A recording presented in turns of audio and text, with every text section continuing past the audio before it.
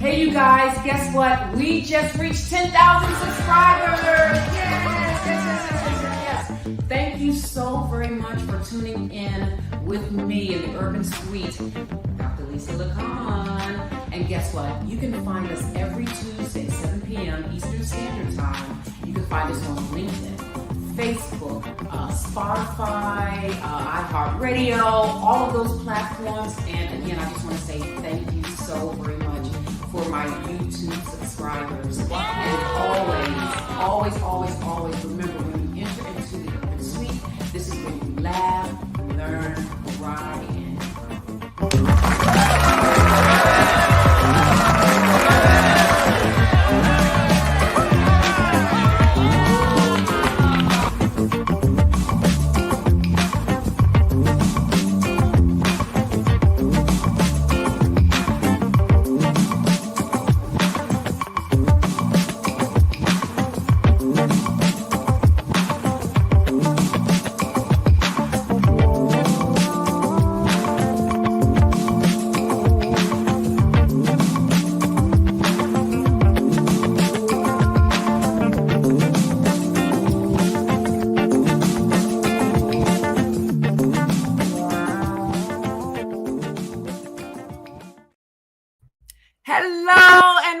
into the Urban Suite with me, Dr. Lisa LaCon. Welcome. Listen, you see I have my New York Knicks right here, Walt Frazier signature jersey. Go New York Knicks. All right, so you have entered into the Urban Suite with me, Dr. Lisa LaCon. I hope you all are well. I'm in my periwinkle chair. I'm doing phenomenal, and we have a wonderful guest tonight in the Urban Suite. I'm not going to give it up right now, but stay with us. We'll be right back. You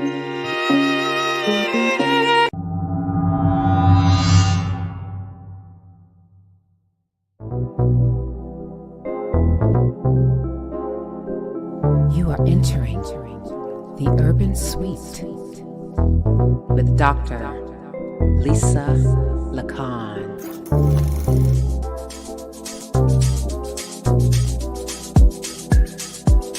Let's talk about urban issues plaguing our community.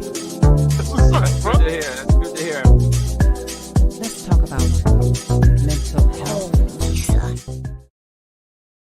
All right, I love that. Oh, Lisa. Oh my gosh. Anyway, listen. 2 weeks ago, I was in the Urban Suite with Councilman-at-Large Weldon Montague, and we talked about interview ratchetness and what not to do when you are going on a job interview. So tonight in the Urban Suite, I brought him back. He is back here in the Urban Suite talking about what you need to do or to get the job via the job interview. This is very important because although I do resume writing, it really is up to you, my urbanites, how you present yourself for the job, okay? And that means, number one, how do you dress? How do you look when the employer first sees you? Also, are you talking loud in the lobby? Because I'm going to give you a secret. The person, like the receptionist, she's spying on you. And she's going to tell her supervisor everything that you did in that lobby, everything that you said in that lobby. So as we come back, we're going to get into these job interview tips with Councilman-at-Large Weldon Montague. Stay with us after these messages. What's up, y'all? It's your boy Do It All, Dupre Kelly. Councilman Dupre Kelly, and you're watching Urban Tools for Change Network. Hey, Doc, where you at? Dr. Lisa LaCon. You already know how it goes down. Come on.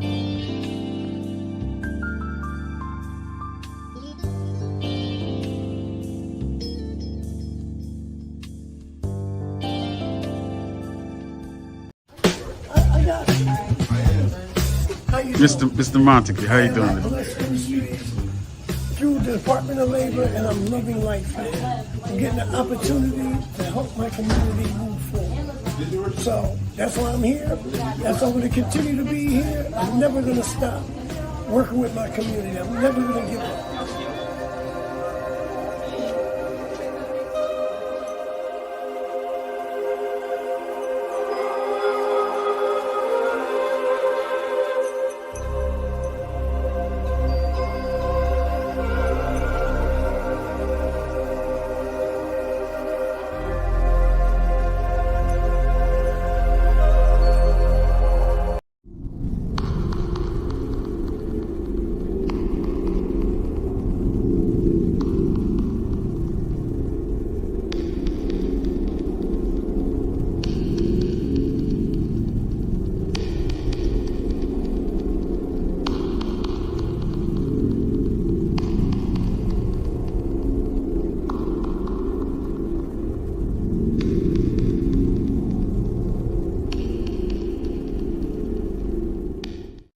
All right, so we are back in the Urban Suite, and this is our missing person segment.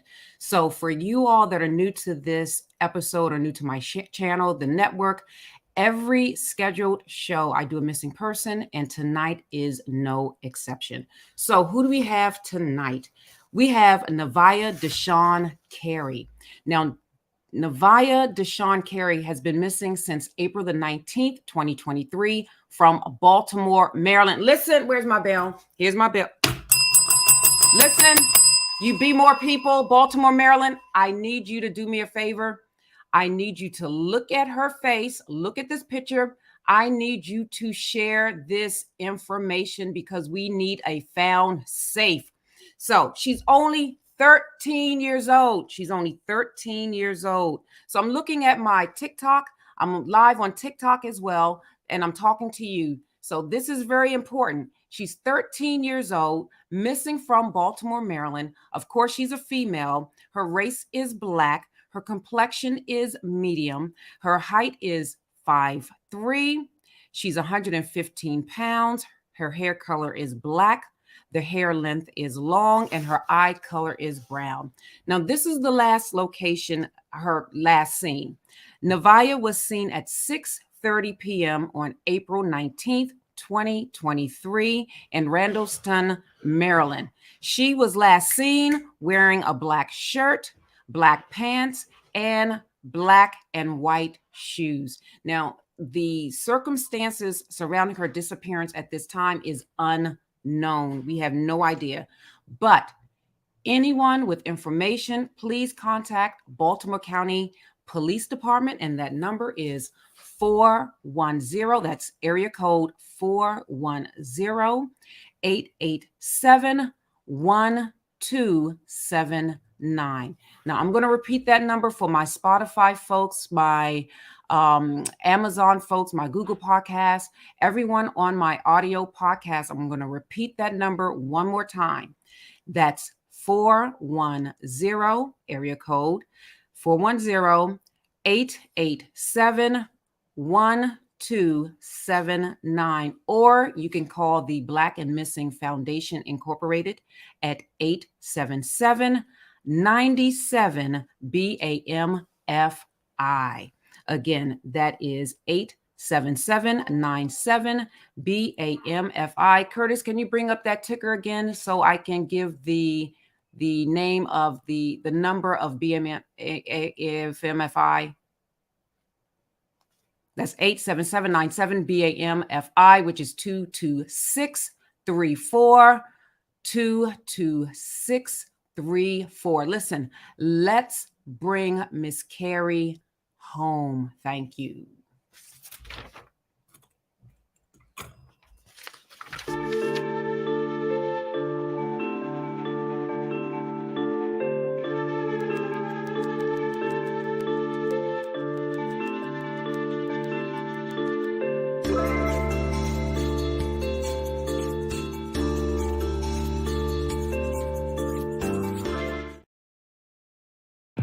Hey, you guys, guess what? We just reached 10,000 subscribers. Yes. Thank you so very much for tuning in with me in the Urban Suite, Dr. Lisa LaCon. And guess guess what? You can find us every Tuesday, 7 p.m. Eastern Standard Time. You can find us on LinkedIn, Facebook, Spotify, iHeartRadio, all of those platforms. And again, I just want to say thank you so very much for my YouTube subscribers. And always remember, when you enter into the Urban Suite, this is when you laugh, learn, cry, and grow.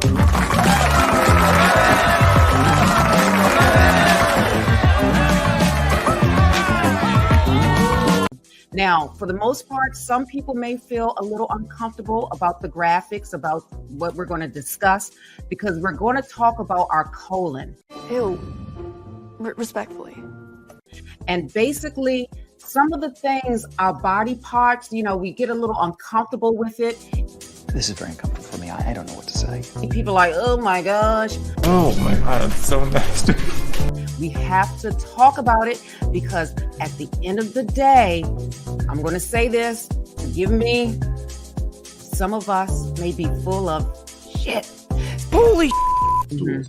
But the caliber of the stool is like the shape that we have our slide here. You can see Right, kind of let's the pull pellet this form. up. Yeah, you see kind of the pellet form. Mm-hmm. So we have like various extremes. So we've got an oily stool at the bottom, and then we've got the pellet form at the top. Our bodies are going to be what they're going to be. So you have different types. According to this image is provided by Livy, there are 7 types of stools here. So this is what I was talking about, which may be uncomfortable for some people. But the reality is we have to have these conversations. Did you forget how to have a conversation? And you have to look at your stool. Wow. Don't be afraid of it, okay? Don't be afraid of the mess. That's the key. So type 1, this is the one that's like constipation. Separate hard lumps like nuts, and it's hard to pass. Hard pass. Okay, that's when you're constipated. Type 2 is mild constipation, where it looks like a sausage shape, but it's a little lumpy. So you see that one? Well, what food have you been eating? And then type 3 says that it's normal. It looks like a sausage, but with cracks on the surface. I've never had sausage. You never had sausage? And then type 4, it looks like a sausage. I can't read this. It looks like a sausage or a snake. Watch out for those snakes now. I'm just glad the snake was the only thing in it if you catch them a jib. Snakes on the plane. It looks like a sausage or a snake, and it's smooth and soft. Because when the going gets tough, the tough gets going. And then 5, type 5 says it's lacking fiber, soft blob with clear cut edges, passed easily. And then Can you shut the door? type 6, mild diarrhea, fluffy pieces with ragged edges, and mushy stool. What are you doing here? And then type 7, watery, no solid pieces, entirely liquid. All right, you can put that down. Put the poop down. Thank Right. you. Put the poop down. She said, look at it. She did not say touch it. So just remember that. Remain sanitary at all times. That's right. Well, you know, as a mom, I used to look at my kids' diapers to see. Ew. Respectfully. It feels uncomfortable to talk about these things, but we have to have this conversation and we have to normalize it. It is never safe to fly during your third trimester. That's right. So I was out the whole time. I just remember counting 10, 9, 8. And that was it. Bottom line, they didn't do that to you, though. Well, I was asleep. I don't know what they did to me.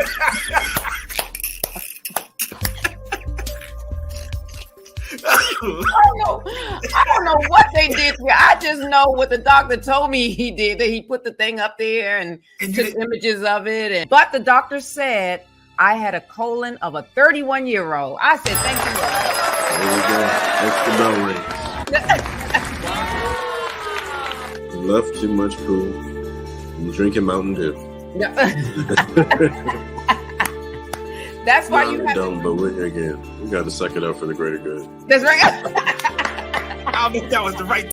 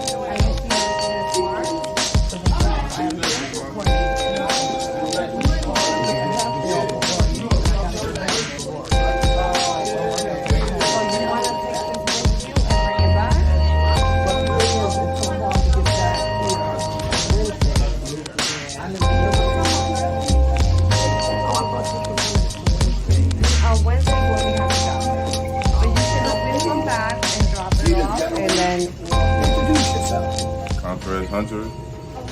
And I'm Weldon Montague. I knew this gentleman ever since he was in the 8th grade. Okay? He ran into a little trouble. He came out. What just happened to you that was significant? He got a job. I got him. He got a job at Wakefern. I called Wakefern up. He had an interview. He went. Now he works at Wakefern. Congratulations. Okay? I'm proud of you. Thank you. All right? Congratulations. Thank you. Come here.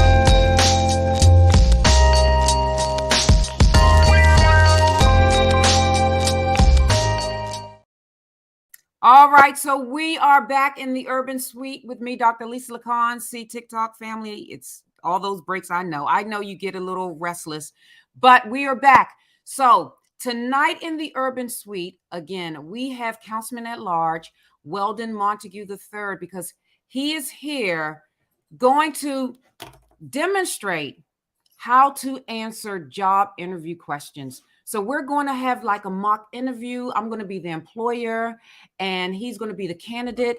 And we're going to have him here in the Urban Suite answering questions as if he is really a candidate. And he's going to ask me questions as if I'm really an employer, because it's very important, my urbanites. You have to ask the employer questions as well. So let's bring Councilman out from beyond the curtain. Yes. Yes, welcome again into the Urban Suite. How are you doing, Councilman? Thank you so much. I'm doing great. Busy day today. Had some interviews, positive recruitments at Bless Ministries today. So we had a great day, another great day. A lot of people got hired, and that's what I love. Wonderful, wonderful. So tonight, you're here because 2 weeks ago, we did a show called Job Interview Ratchetness.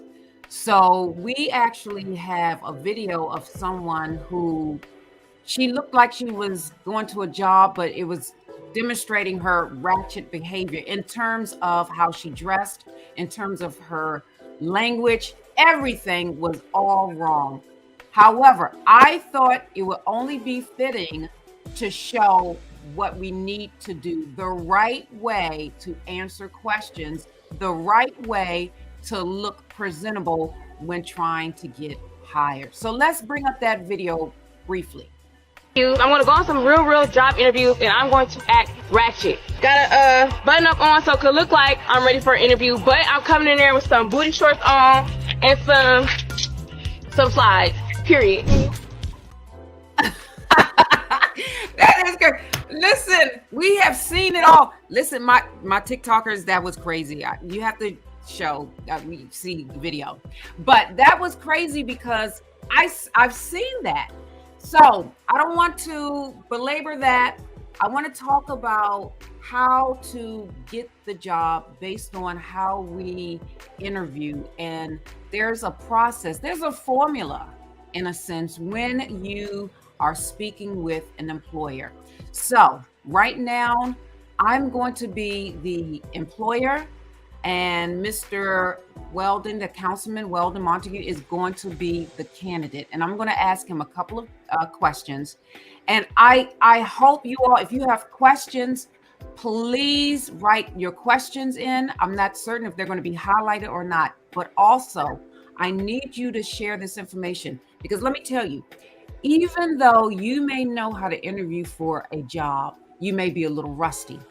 Even though you may know how to interview for a job, I almost guarantee it that someone in your family may need assistance. And these are things that they really don't teach us in high school or oftentimes in college, how to interview for a job, unless you strategically go to your career counseling center in school. And I know I didn't really do that when I was an undergrad. Anyway, all right, so are you all ready?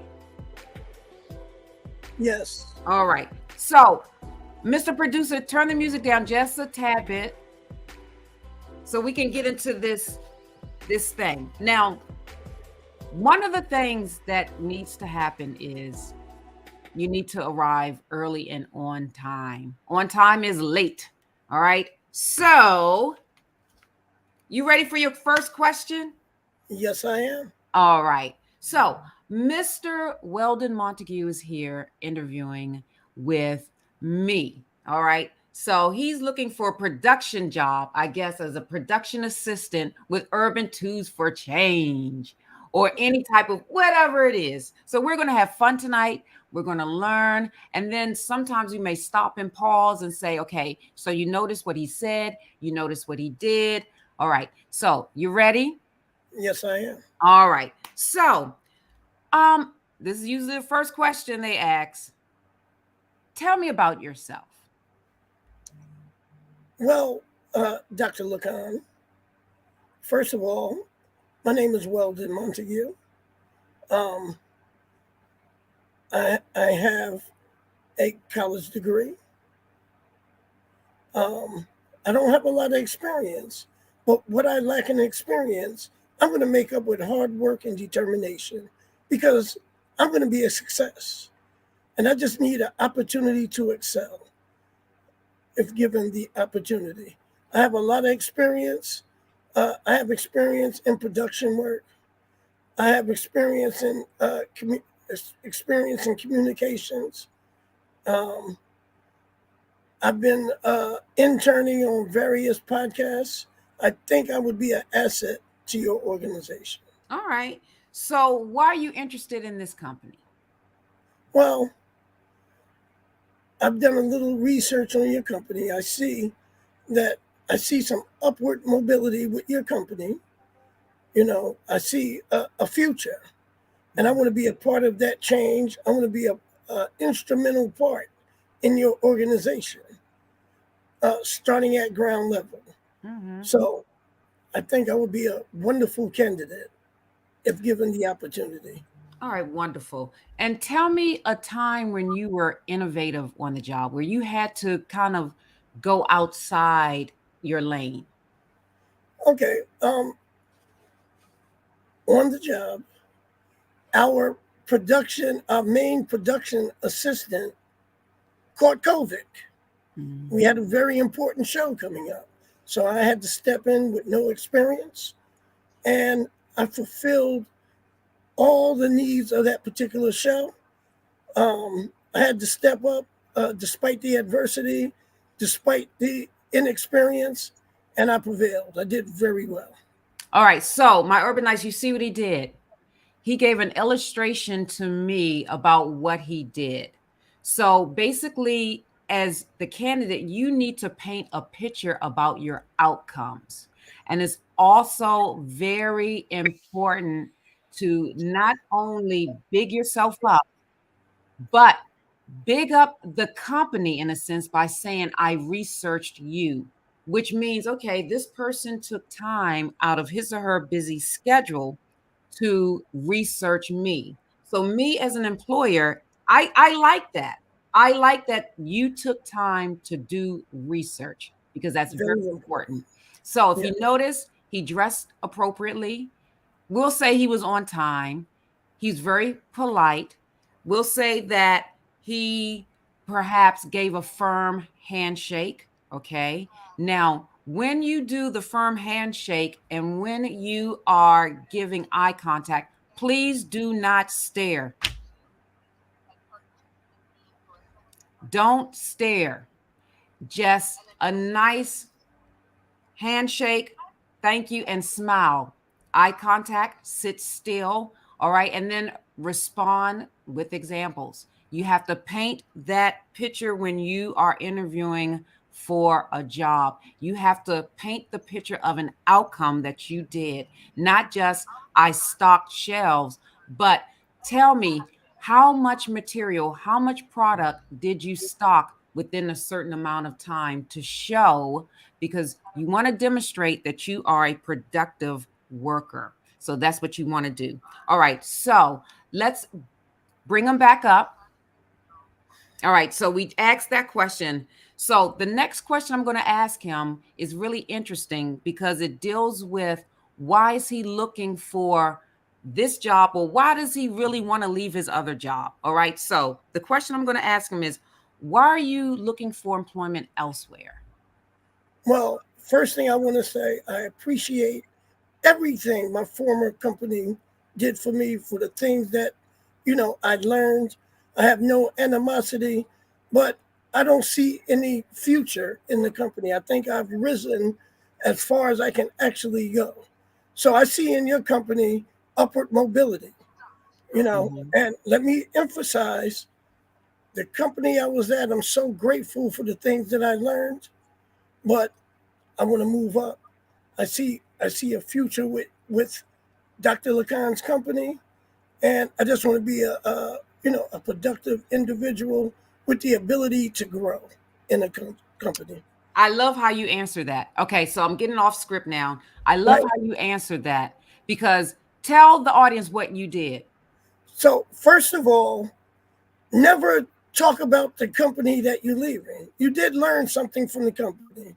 Maybe there's no more opportunities, no more progress, no more promotions, and you want to find a company where there's a ceiling, where you can move up.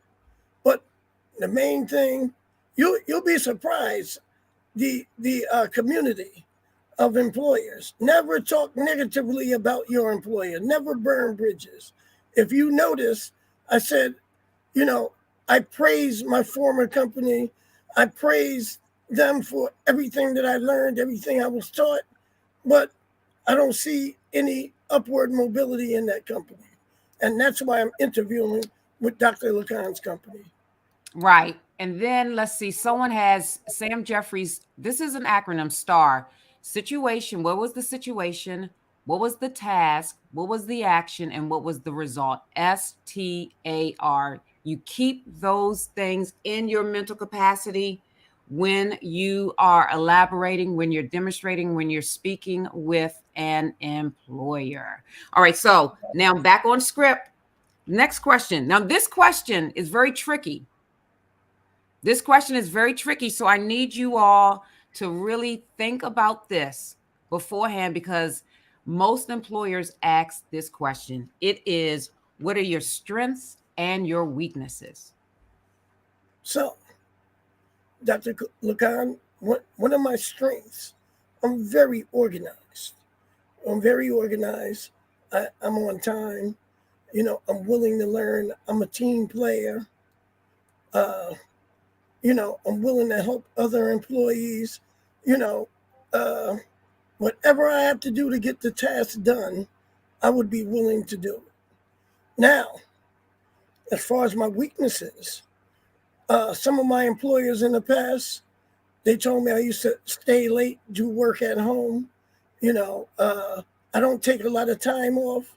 And, a lot of my employers, they requested that I take some of my time off. So let me tell you why I said this. It's because my weakness is a strength to them. They're like, wow, we want this kind of guy that's dedicated. So I didn't really say, imagine if you were at an interview and you say, I'm late all the time, or I'm off. I take off after I get paid, I take off the day after. So you got to find never tell a negative that's going to hurt you. You can't say, I got a problem with being on time because I have kids. I'm not going to be on time. One of my kids has an illness. I'm going to be taking a lot of time off. That's not how you get the employer's attention. So if you notice, my weakness, in essence, was Dr. LaCon. She probably said, wow, that's impressive. I want somebody that's dedicated, that works from home, that really takes days off. He thinks that's a negative. I think that's a positive. So that's how the employer would look at that. Right. So when the candidate answers that question, present it as a strength. Right. Right. Present it as a strength. It should always be strength based, which is very good. And I think a lot of candidates, especially in the urban community, I think we get tripped up over that question. We do. And we say, well, my weakness is I can't get up on time. No, you don't say that. No. You don't say that.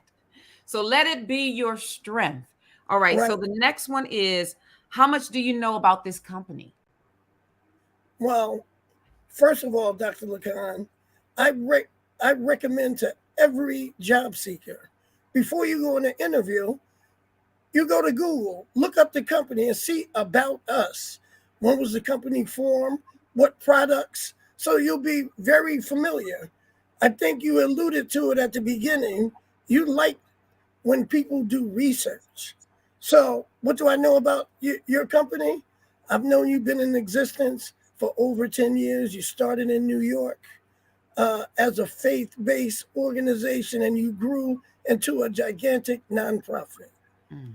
And see, you would be impressed if he looked all that up. He found out about this company. He knows about,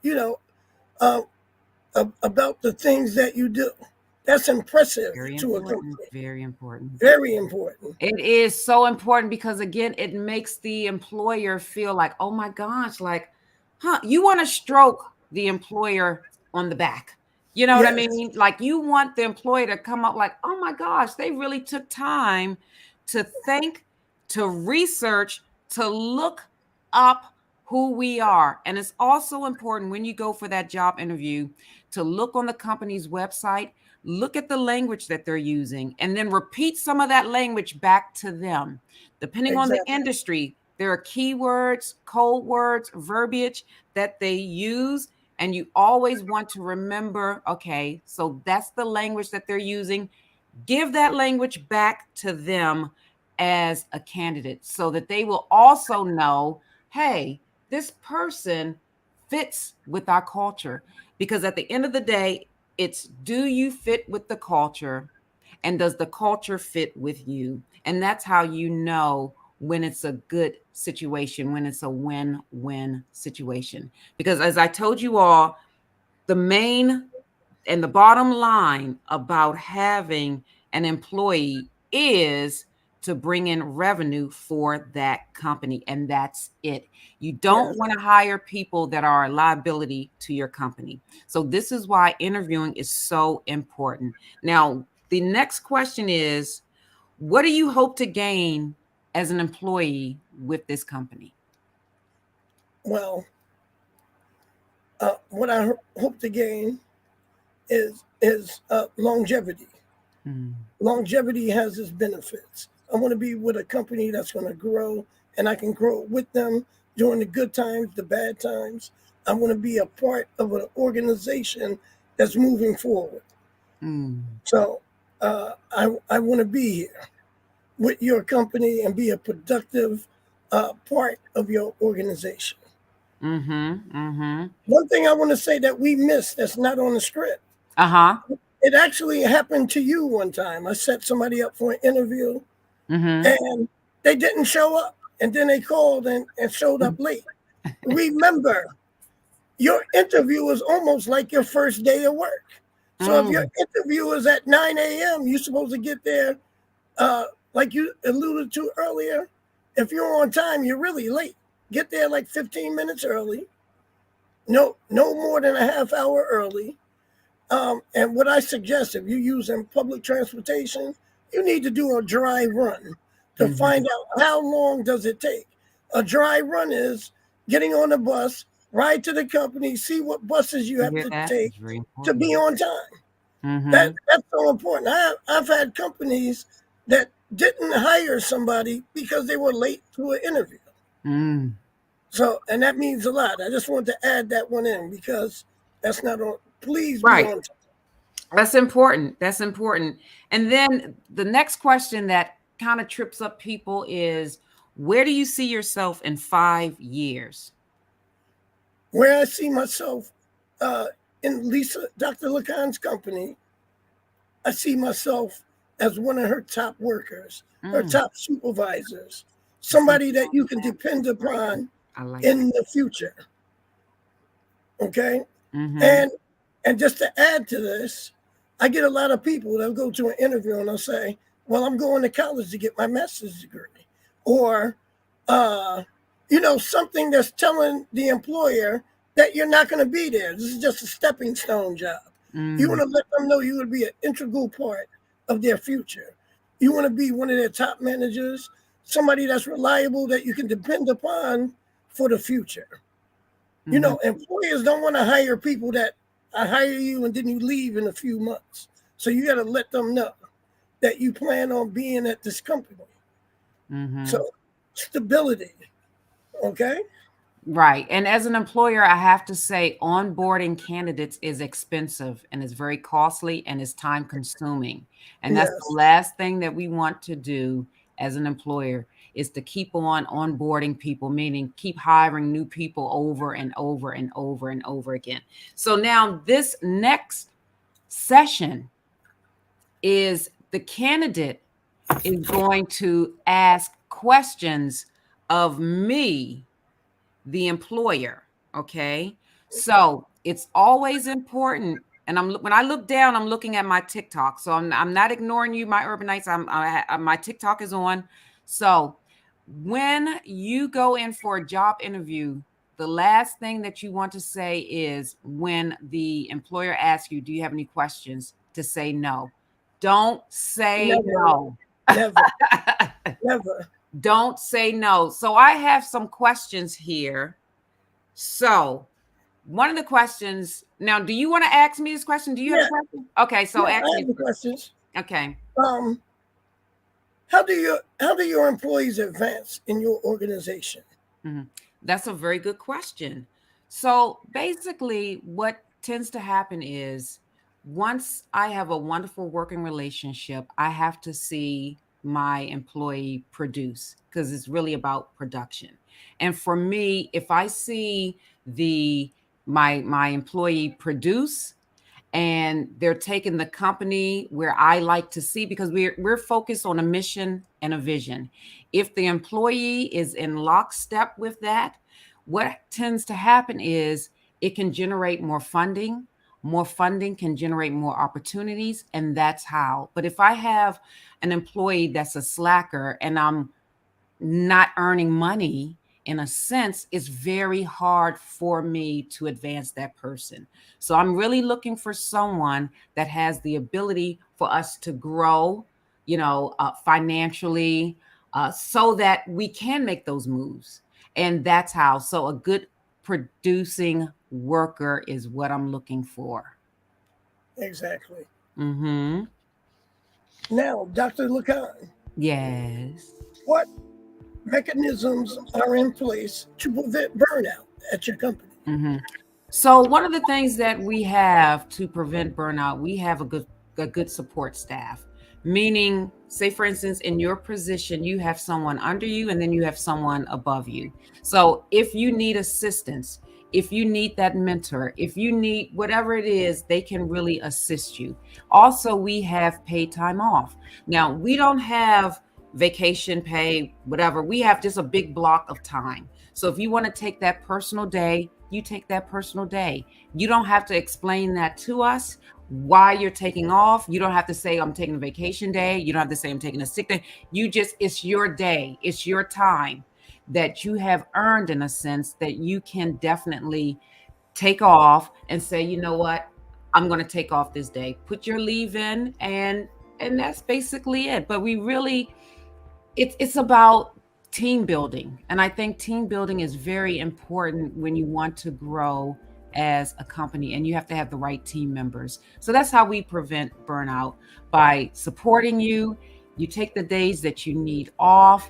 Also, when it comes to, because our family, we don't have the Family Medical Leave Act because we don't have the number of employees, but we do have an incentive. If you have a loved one that unfortunately passes, you have 3 days of paid time off that you can grieve with your family. So we do things like that because we are a small organization. We do know that we don't have, what maybe the huge, big nonprofits have, but what we work with is phenomenal because it really is, again, about team building. Yes, and that's great. And it's okay to talk about benefits, vacation pay. I mean, not vacation. Mm-hmm. You can ask the employers those type of questions as well. Right. If there's Absolutely. benefits, things of that nature. Right. Absolutely. And don't be afraid to ask those questions. Right. Don't be afraid to ask those questions. Okay. As a company, where do you see yourself in 5 years as a company? So this is our strategic plan. Again, we have a mission and a vision. So we are looking into the housing sector. So we're in the process of purchasing properties. So what we want to do is now expand on that, bring staff in that have a level of expertise with housing. So that's the next thing. So in 5 years, we want to increase our portfolio. We want to grow and expand into, so we have the employment, we have that. We want to expand educationally with our school, and then we want to have the land. So we are purchasing properties right now. So what I envision is for us to not only have the employment piece, but the property piece, the real estate piece, as well as a school system. So that's why we're looking for a good person to do the marketing, because we know that marketing is very important. And we are looking for that person that loves what they're doing so that you can grow with us through the marketing, because it's nothing worse than being a hidden secret. Like, we don't want to be a hidden secret anymore. We have to be exposed. Our services have to be exposed, as well as everything that we do, our successes, our programs. So that's where we would like to be in 5 years, to be in housing, have supportive housing services, so that our clients, not only will they have jobs, but they will have shelter. And we need someone like you to highlight these things so the public can see. Thank you. Mm-hmm. Also, tell me about the training your organization offers. All right. So depending on what you are, in a sense. So when I say that, if you are a social worker, you need to get certain credit units. Okay. So we make certain that happens so you can keep your certification. Also, we have relationships with different agencies where they offer trainings, and then we have our in-house training. So there's always new evidence-based practices out there that exist. So it definitely behooves us for our staff to get training. So what we do is you fill out a form that talks about the training that you want to go to.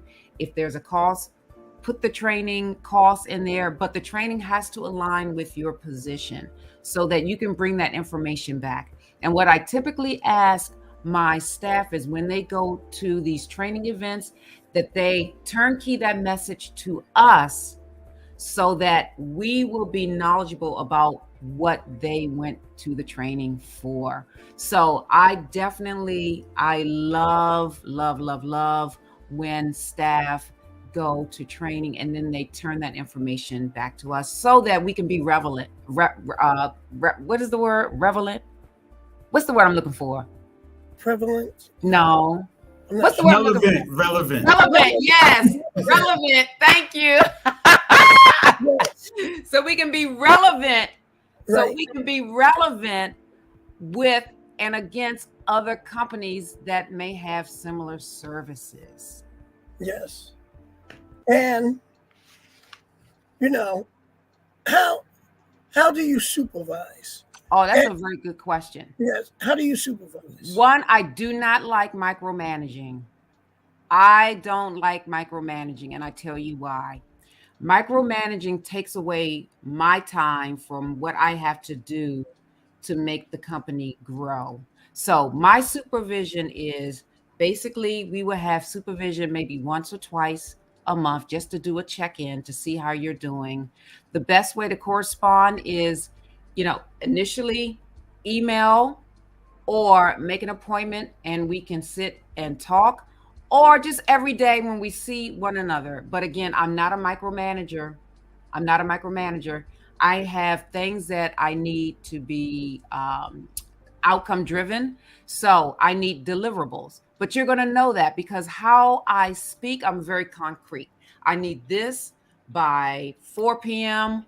Tuesday, so-and-so, so-and-so. Now, if you're not able to deliver it, just let me know.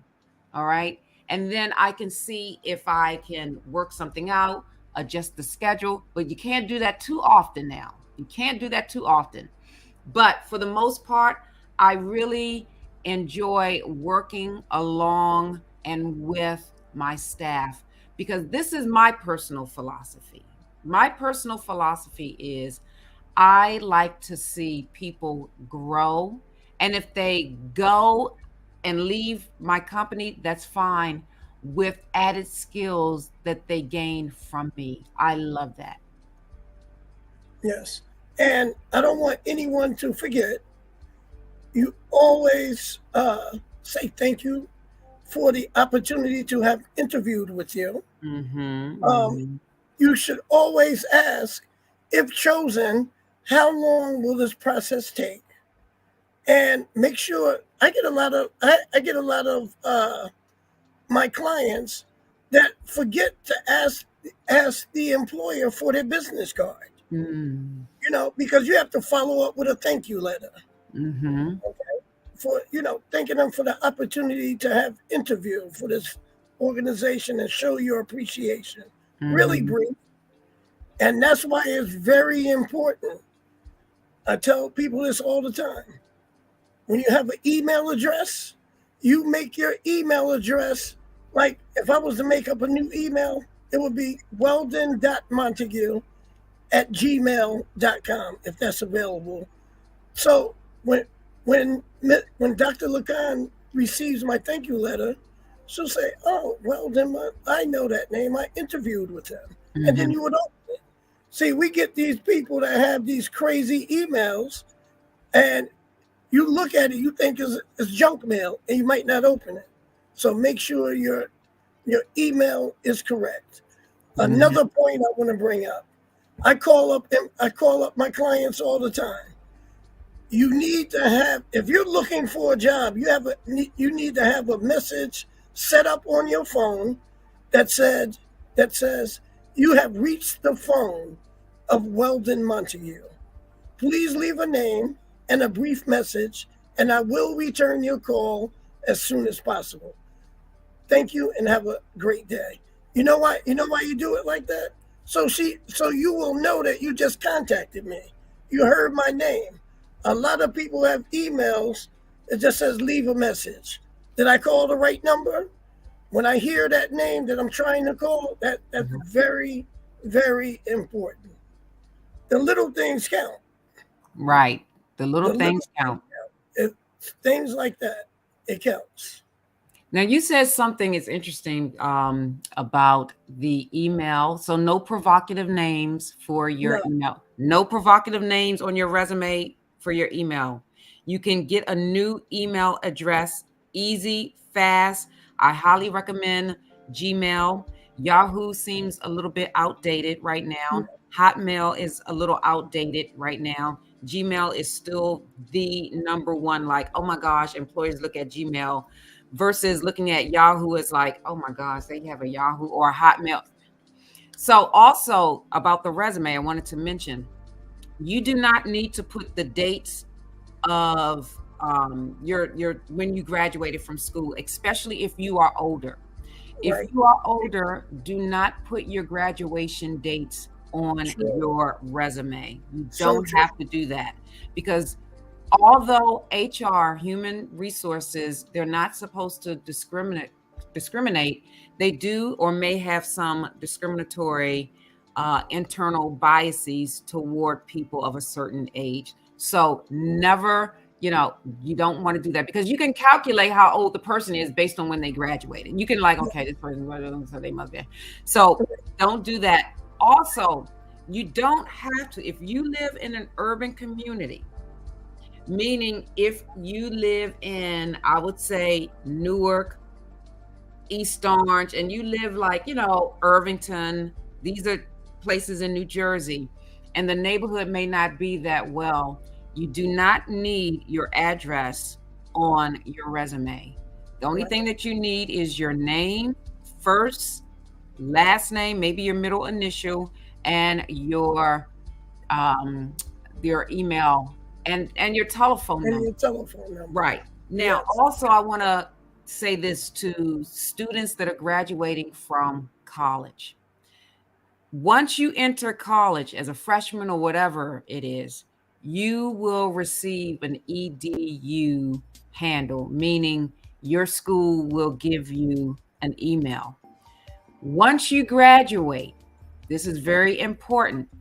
Once you graduate, that email account, it may take maybe 60 days, 90 days, is done. And you will not have access to that EDU account.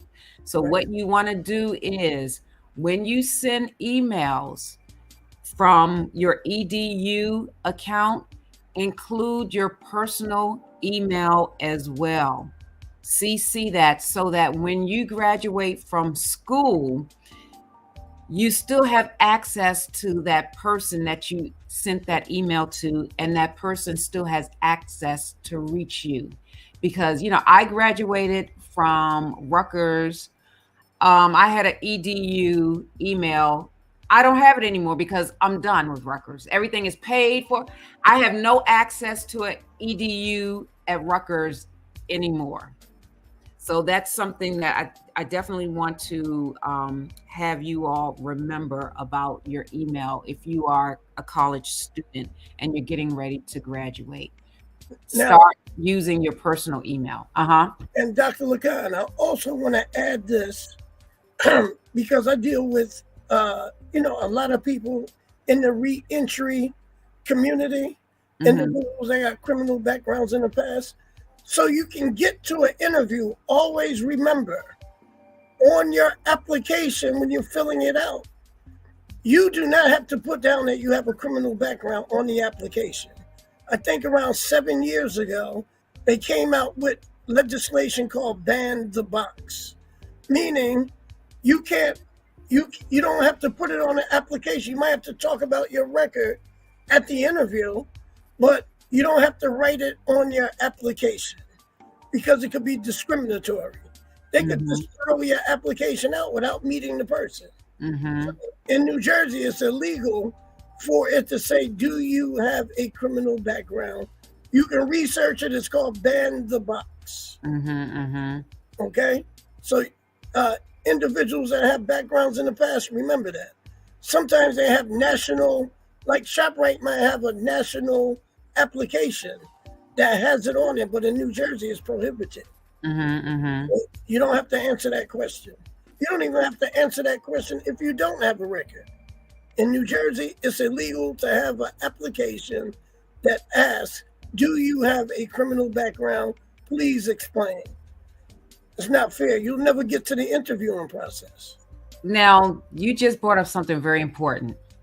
So say, for instance, we do work with people that have been, they're going to be re-entering into society, into the community. Correct. So they may have a large gap on their resume. So they may have been incarcerated for 10 years.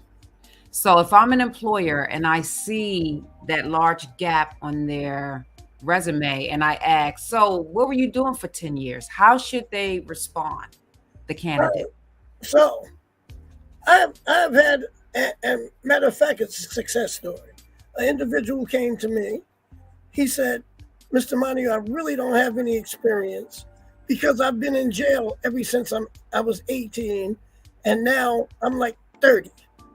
I don't really have experience. So I said, tell me, what were you doing when you were incarcerated? He said, I got my cert. He started smiling, all the stuff he did. I have my cert saved. I cooked for 150 inmates. So we wrote it up that he worked for DEPCOR, which is Department of Corrections.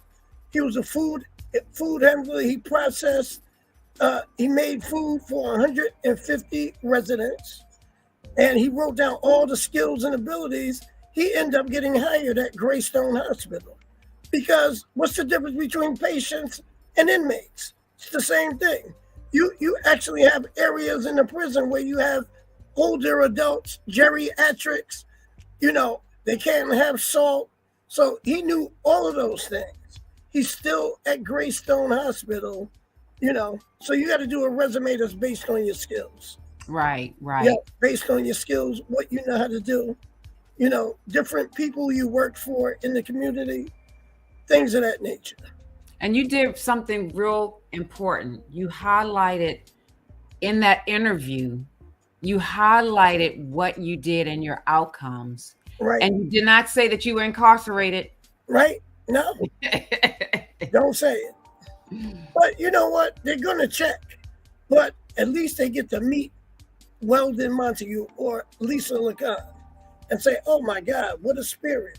I want to give this guy a second chance. From you just want to get to the table and interview properly so you can have that opportunity.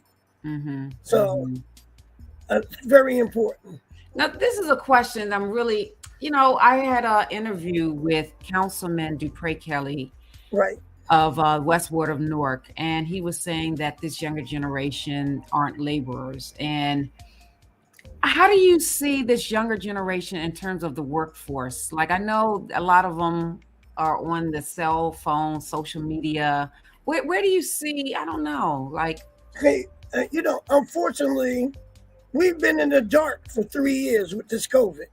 So some of those clients, they were 18 years old, 17 years old during COVID, when you really didn't come out the house. A lot of them don't have skills.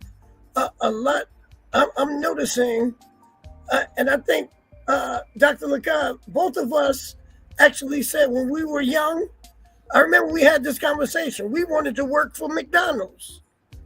Remember that? Mm-hmm. Kids now, they only want certain jobs. But you can only do that if you have skills. So at our organization, Blessed Ministries and the Department of Labor, we give these young people an opportunity to get training. This is a world of training. Everybody, because you can use a telephone, doesn't mean you're an IT professional. Mm-hmm. Okay? So I try to send them to school. Some of the key skills nowadays is your OSHA 30, all this construction going on. Construction laborers, labor unions, electricians, HVAC, nursing assistants. You can start off as a home health care aide and move up the ladder until you become a nurse. You can work while you're learning. So, the younger generation, they got to get their skills. They got to get their high school diploma. It's the only way you're going to succeed in this society of high rents. I think we talk about that all the time. Rents is $1,300 a month for a basic one bedroom. okay, right in Essex County. So you got to work, you know. I know a lot of people try to make money from TikTok. I look at TikTok and laugh. Some people they make money from that. But realistically, training and what we do at Blessed Ministries is a virtue, sending people to training. Yeah. To help them, help their future. Yes. So yeah, this is fantastic. Jesse Burns said, "Great show, a lot of knowledge," and that's what we're here for, to assist you in employment endeavors, whatever, mental health, because it's connected. It's all connected. We are all connected. Mm-hmm. We are all connected to one another. Right. Our goal at the Department of Labor and at Blessed Ministries is to bring it all together. We can help. What do we say? Healthy and whole. We want to make sure everybody has a chance. Whether you have a drug problem, if you got a drug problem, that's just a current situation. We can help you with that. Mental illness, we can refer you somewhere. Do you have your GED? We can send you for that. So, that's what we're here for. That's right. Absolutely. So yeah. So my urbanites, I hope you all got a lot out of it. Now, I need you, Curtis, to bring up how to look for a job interview in terms of like the suit that the young lady had on, which looked very nice, and the suit that the man, like that right there. Right. So I like that. Beautiful. So, yep. It's nice. It's not too tight. It's not too revealing. It's very professional. It's very professional. The jacket, the pant, like I said, her pant isn't tight. Her jacket isn't too tight. She has the white blouse underneath, a little pop of color with the dark suit to kind of bring it out. And then the gentleman in the chair, he's looking like, I don't know, what is he looking at? So he's posing. He's posing. and also, Dr. LaCon, like today, I had a recruitment with a major security company at Ministries. I told some of these young gentlemen before they came, you can also wear a nice polo shirt, a pair of khakis, and a pair of comfortable shoes. You can look very neat. You don't always have to have a tie on. Right. Some things change, so you got to look neat. I had people that came today with wave scarves on their head. Wool, it's kind of hot today. They had wool hats on. I had to take a couple out in the hall and said, "Nephew, I want you to get this job. You look neat, but I need you to take that head rag off." And one of them did, one of them didn't. Matter of fact, one took his hat off and I told him to put it back on. I had to. Some people wear these scarves because their hair isn't done. Right. So you gotta put your first impressions is everything. You only get one chance to make a first impression. Say that again. Say that again for the people. You look, as far as your dress, you only get one chance to make a first impression. And we all do this. If you look, we all do this in all walks of life. You look at somebody and you form a judgment. I don't care who you are. It's not just companies. Each and every one of us, we might look at somebody and say, "Wow, what's wrong with him?" So if you come neat, you smell good, you're clean. Lisa knows this is not a special dress. I feel good when I dress neat. That's just how I was brought up. I'm trying to instill this in all of our clients. You don't have to wear a suit and a tie, but a polo shirt, a pair of khakis, a pair of comfortable shoes. All men and ladies should have a pair of shoes in their closet so they can wear them sometimes. I see people going to funerals with their family members with sneakers on. So you gotta wear shoes sometime. You can get You can get comfortable shoes that feel like sneakers. Mm-hmm. They have nice walking shoes. You just get a pair so you can look neat, so you can fit. First impressions is everything. That's all I can say. It is. You only get one chance to make a first impression. Now, Cynthia Rojas, she said this session is absolutely great. After 35 plus years in the training, employment, and re-entry industry, the mock interview section. Oh, here it is. Yes, the mock interview session is excellent because you are both experienced as well as knowledgeable. You are teaching job seekers how to communicate effectively, answer questions clearly, and ask employers important questions. Great job. Yes. Thank you. Thank you so much, Cynthia. Yes. Yes, that's why we are here in the Urban Suite. So listen, any final last words? Well, all I can say is, I've been doing this for over 25 years. I've been working for Department of Labor. I've been working along with Department of Labor and Blessed Ministries. We're partners. They have me stationed there to help our community move forward. I take my community really serious. I'm with them every step of the way. They can come see us.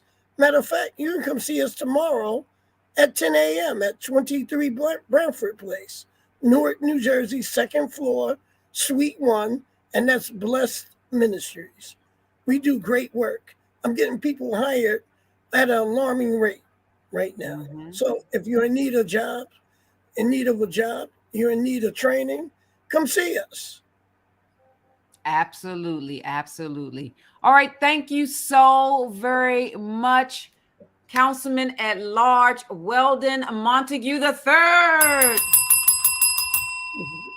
Yes. Thank you. You're welcome. All right. Thank you. All right. So that was with the councilman. I'm looking at my TikTok folks because people are coming on TikTok and they're like, what's happening, with TikTok? But basically, thank you, Cynthia. I'm very proud of you both. Continued blessings. Our clients are always referred to BMI. Thank you. Yes, thank you. We love what we do. We put people to work. We will put people in housing, and we will put people into a training opportunity at Blessed Ministries Incorporated. And the work of Urban Tools for Change would not be possible without our sponsor, Blessed Ministries Incorporated. And I tell people that blessed should always be capitalized. It's an acronym for bringing light and enlightenment to souls seeking to escape darkness. BLESSED. We are Blessed Ministries Incorporated, and we put people to work. All right. So on that note, what else do we have up, Curtis? Well, we do have a bit of sad news, but let's take a quick break before we do the Harry Belafonte. Okay. Absolutely. Okay. All right.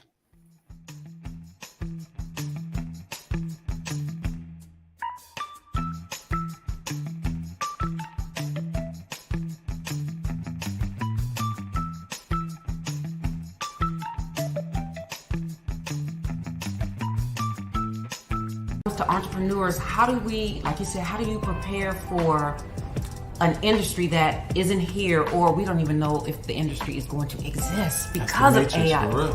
Yeah, because of the AI technology. I would see these IBM commercials that would just say, Watson. Yes. Then it goes, the IBM slogan will pop up. Bing, IBM. Yep, Watson. That's all it would say. I used to say at that time, I said, man, we in trouble. Because here it is, IBM is not the most popular computer company at the time. But let alone, they're doing these commercials that has nothing to it except Watson. See, now you were better than me, because I was totally confused. I'm like, what? It's programming. Yeah. I went to Shaw University and studied in radio and television, and I understood that this is programming. It's television, so this is programming to get you prepared for something that doesn't exist yet.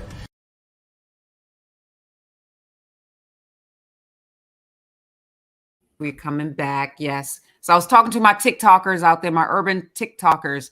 So so how you guys doing? I hope you all got something. So let's bring up that picture with Harry Belafonte. He was 96 years old. Harry Belafonte has passed. He lived from 1927 to 2023, 96 years old. God bless him. He was a phenomenal actor, phenomenal advocate, phenomenal person all around. We send our condolences to his family during this time. But I have to say at 96, God bless. And thank you for all that you have contributed into our lives as a part of the urban community. All right, so what we got up next? I think that's it, but we do have, just to reiterate your point about Blessed Ministries, we have one more spot about becoming employable. All right, let's see, what's that?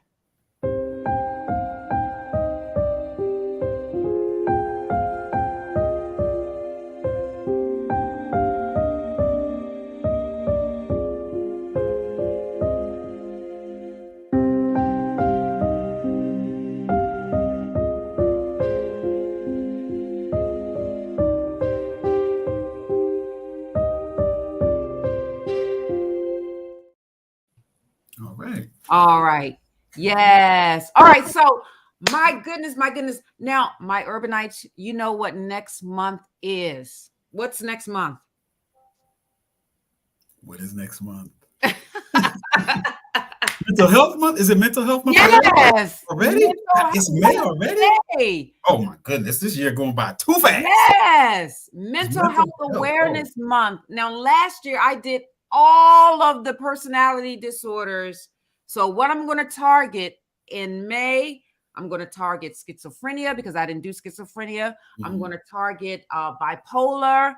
So those two alone may take up at least 4 weeks because I'm really going to talk about schizophrenia and how it is affected and how it affects the African-American community, as well as the onset is typically in the early 20s. So I'm going to talk about that. I'm going to talk more about the difference between delusions versus hallucinations because some people have them kind of mixed up. I'm going to talk about bipolar, the different types of bipolar. So we're going to learn a lot in the Urban Suite because next month is Mental Health Awareness Month. And then in June, I'm going to see if I can have some local artists in the Urban Suite, whether they are authors, musicians. So we're going to have a wonderful time this summer in the Urban Suite. And then I'm going, I forgot my Urbanites, huh? The Health Expo is coming up too in May 20th. That's right. May 20th in Newark, New Jersey at the Donald Payne Voc Tech High School. It's a health, what is it? Black Health Matters. Yes. Do you have information for that? Well, we have the councilman talking about it. We're just talking about what's going to be coming up on that day. All right, so let's see if you can play that. If you have it, let's. Okay. So both of us are in our 50s. Yes. All right. Now, when wait a minute. Yeah, 50. I am 53. You look yes. amazing. Oh, thank you. Amazing. Thank you. And I have 4 children. Oh, wow. Oftentimes things happen. So we just had a guest on my show, Dr. Bryce Ratliff. We're talking about colon. Have you had your colonoscopy? Shout out to Dr. Ratliff. But you know, my mother, she's an old school lady. Boy, did you take your colonoscopy yet? I was like, colon, what's my colonoscopy? You know, and I would say, no, I didn't take the one, you know, the old school one. I've taken the new one. You take it home by yourself. You know, everybody out there see my finger, you got to violate the man. But that's important. No, yeah. It's important. It definitely is. It's important to get violated at 50.